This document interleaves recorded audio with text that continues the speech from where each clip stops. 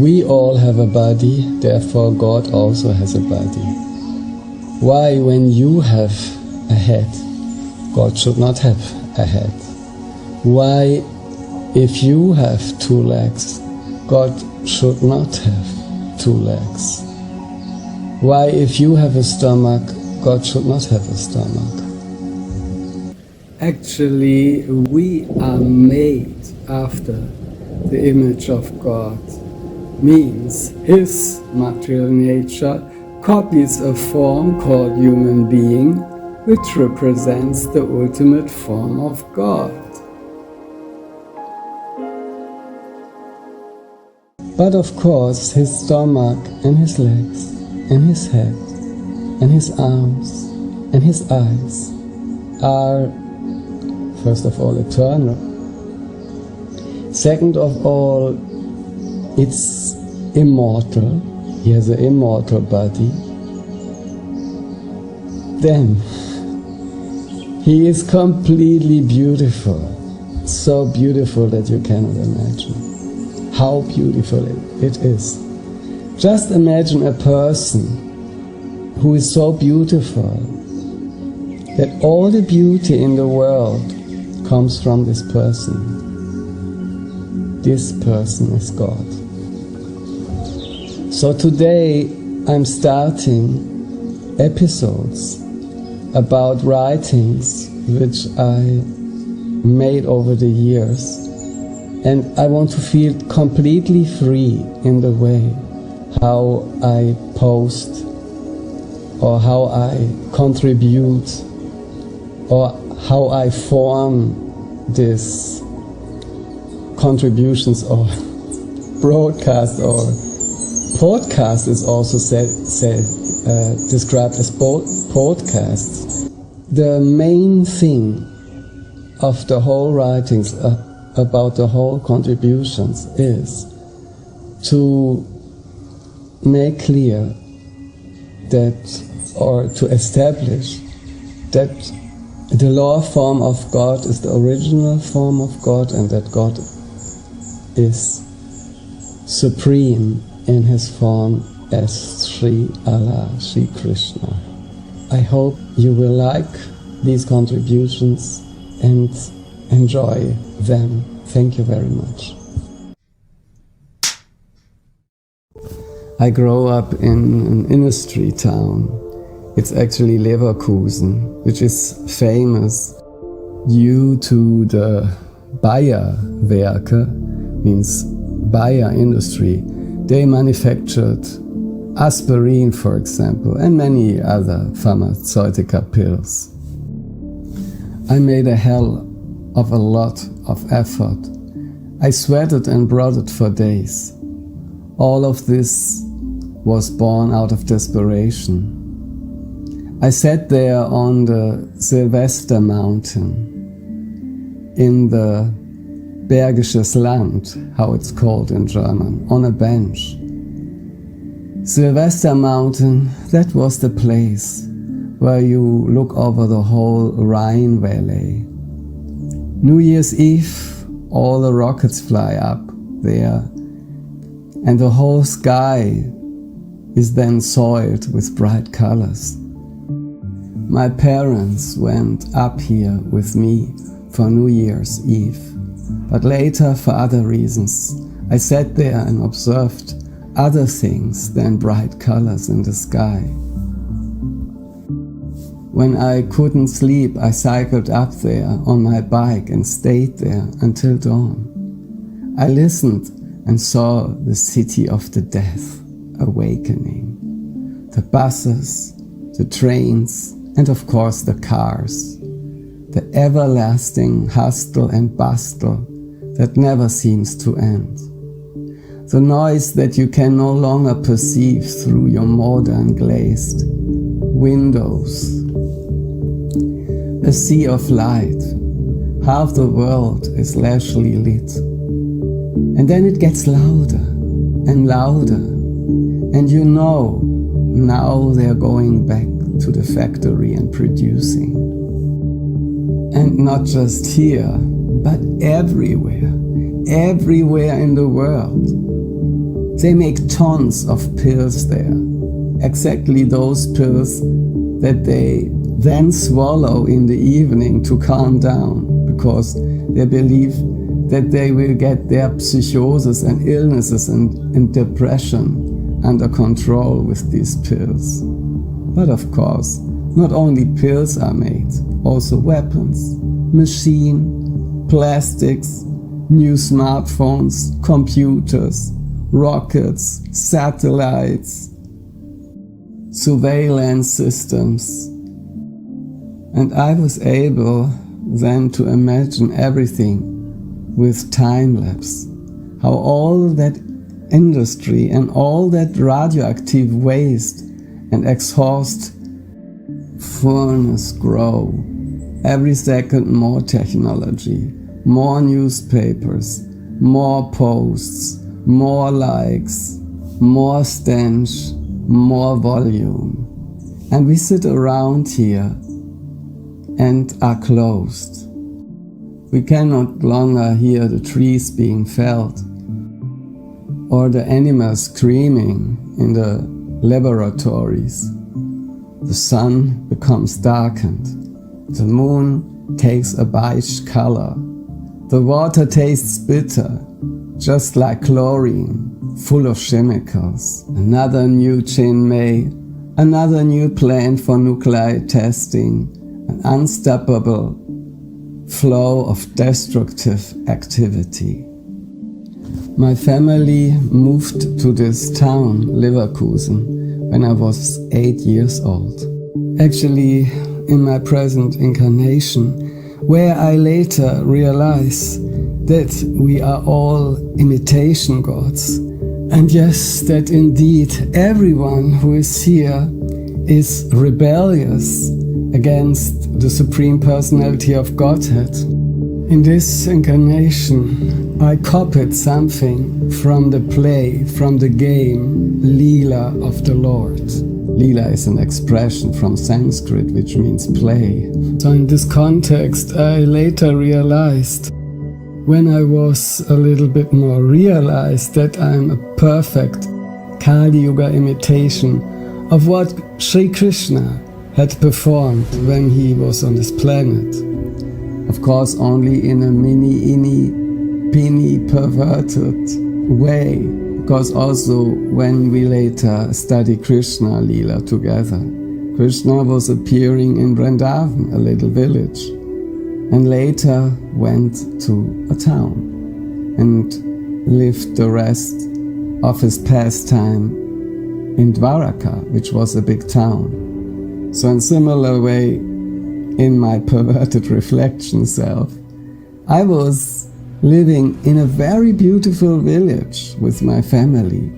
There were cows and meadows and fresh air. It's the area in Germany which is called Schwarzwald, Black Forest. But as the family tree of my mother was living in Leverkusen, in this industry town, and as my father got promoted by his enterprise, we moved when I was 8 years old to Leverkusen. This moving from village life to a big city was for me as a little kid the next shock.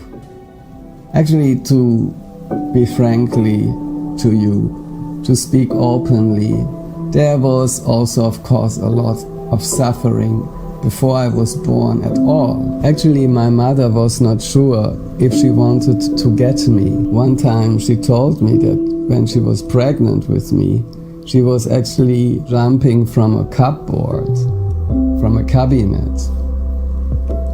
Then when I was getting embodied, I was crying.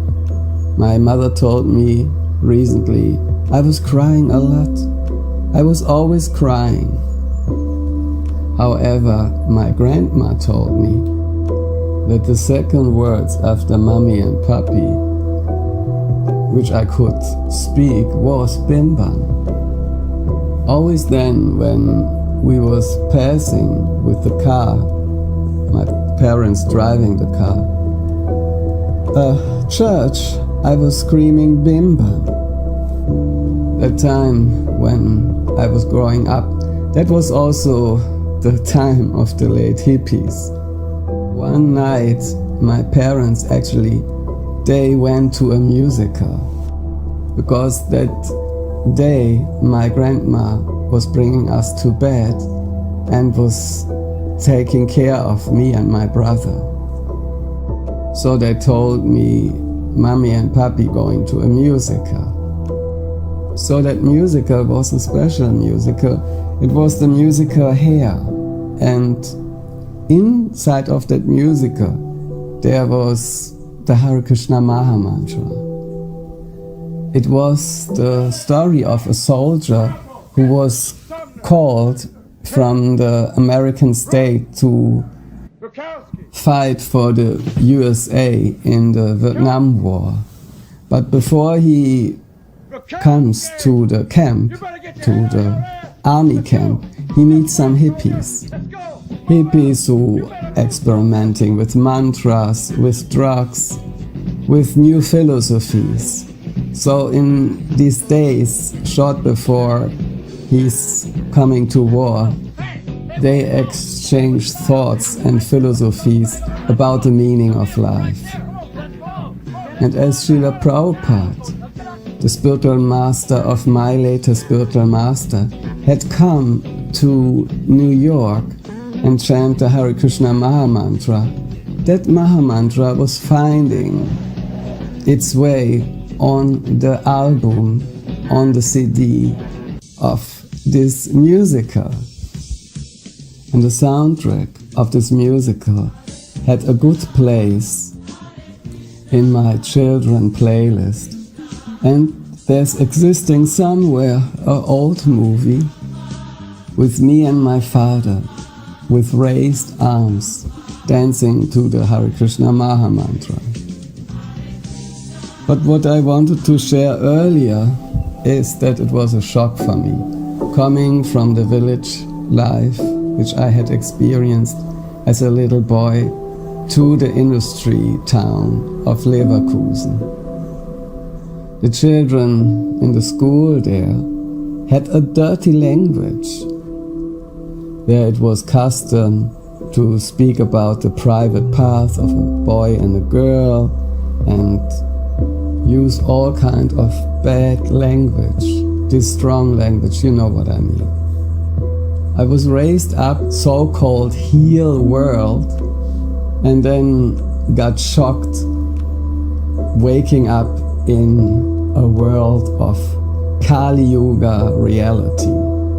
What is Kali Yuga I will express a little bit later on, more in detail. But it's the time period where we are living now, a very hard time period. I want to give another example of the shock which I was going through. My parents had told me that actually Christmas, the Christ child, is coming over the smokestack, the slack, the chimney of our house into the house and giving us the presents. Me and my brother, we were locked in the children's room while my father and my mother were, so to say, with the Christ child, arranging for the Christmas surprise. Christmas was, so to say, the greatest experience for us children. My father, he was taking a lot of time to decorate the Christmas tree, and he always wanted to have the most big Christmas tree. So my parents told me that at one point the Christmas child, when they was decorating the whole room, the Christmas child, wandering from smokestack to smokestack of the city, finally comes to our smokestack, to our funnel, and brings us the presents. When I was coming later to the school and told this to my classmates, they was laughing. What? You are thinking that the Christ child is coming to the funnel of your house to present you something? You fool! Your parents are going shopping They buy the presents. Completely disappointed, I went home and confronted my mom. Is it true that the Christ child is not existing? And that indeed you are buying the presents we get for Christmas? My mother, of course, had to admit. But indeed, before that revelation, before that truth had been exposed, I, as a young boy full of fantasy, was seeing this very clear before my eyes. How the room was brightened up when the Christ child, traveling in the sky over the city, came over the smokestack, over the funnel into our house. I was seeing it. I was visualizing it. The room was full of light. I was 9 or 10 years. I felt betrayed by my parents. And in the now coming weeks, I often asked my mother different questions like, where's Jesus Christ now? Where he's residing? And how God looked like? And how God is functioning? My mother tried to calm me down with answers like, he is everywhere, and he's everything, and he is love. But after the disappointment with the Christ child, these answers were not satisfying anymore for me. As my parents was Catholics, the communion classes were soon starting. In its finalization, a lot of presents had to be expected. I would have get money as a reward from my uncles and aunts and grandfather, but I was frustrated. I did not want to make a business with religion. And as either my parents, nor my relatives, nor my teachers could answer my questions, I cancelled the communion classes.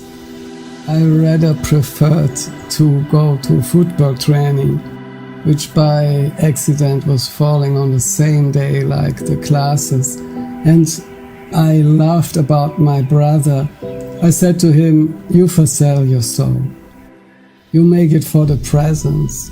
You make it for the rewards you will get, but not for a spiritual reason. In this way, I cleared up my story with religion.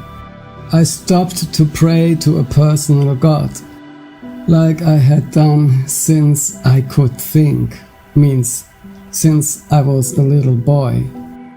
I was disgusted and from then on concentrated on my football training and my other focus of becoming a musician. From now on, for many years, I would be something like an atheist. At least until I was getting 17, because at that point I started with meditation. But this we will discuss in a later episode. So this was my first episode about growing up. Subscribe my channel, like, to not miss the next episode. Yours, Jayadevfaktor. Hare Krishna, Hare Krishna, Krishna Krishna, Hare Hare, Hare Rama, Hare Rama, Rama Rama, Hare Hare. Everybody.